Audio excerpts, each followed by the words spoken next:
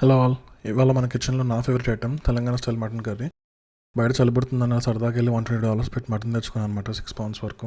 ముందుగా basic work start చేద్దాం. Chillies ఇంకా ఆనియన్స్ కట్ చేసుకుందాం. నేను ఒక 10 చిల్లీస్ తీసుకున్నా అండ్ 2 లార్జ్ సైజ్డ్ ఆనియన్స్ తీసుకున్నాను అనమాట. మీకు స్పైస్ తగ్గించుకోవాలంటే తక్కువ వేసుకోండి. నేను తీసుకున్న చిల్లీస్ అంత స్పైస్ ఏముండవు. ఇప్పుడు స్టవ్ మీద ప్రెషర్ కుక్కర్ పెట్టుకుందాము. ఆయిల్ కొంచెం ఎక్కువే పట్టాలి. ఫస్ట్గా ముందు చిల్లీస్ వేసేద్దాం. దీంట్లో చిల్లీస్ లైట్గా అట్లా చిట్టుపడి పడుతున్నప్పుడు ఆనియన్స్ కూడా వేసేద్దాం. అందులో అట్లా ఫ్రై చేస్తూ నేను సాల్ట్ ఇంకా టర్మరిక్ కూడా యాడ్ చేస్తాను.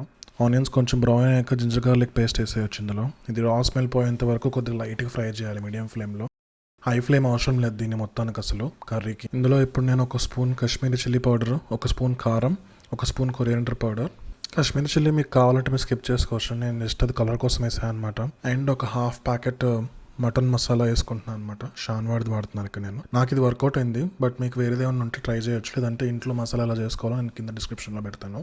ఏంటి వీడు ఇంత మసాలా వేస్తున్నాడు అనుకోకండి. నేను 2 teaspoons వేసాను, బట్ మీకు కావాలనుకుంటే ఒక 1 teaspoon వేసుకోవచ్చు. ఇందులో నీట్గా మంచిగా మిక్స్ చేసి ఇప్పుడు కడిగి పెట్టుకున్న మటన్ వేసేద్దాం ఇందులో. నేను అరౌండ్ 4.5 pounds వరకు తీసుకున్నాను మటన్. అంటే ఆల్మోస్ట్ 2 kilos ఉండొచ్చు. మిగతా 2 pounds దాచేస్తాను అనమాట ఫ్రై చేసుకుందామని. ఇప్పుడు మటన్ని మంచిగా మసాలాలో మిక్స్ అయ్యేలా కలుపుకుందాము. ఒకసారి అంతా మటన్ మసాలా అంతా కోట్ అయ్యాక మంట మాత్రం మీడియంలోనే ఉంచుంది. హైలో అస్సలు పెట్టద్దు, లేకపోతే కుక్కర్ మాడిపోతుంది. నేనైతే ఒక 5 whistles వచ్చాక తీసాను అనమాట మటన్.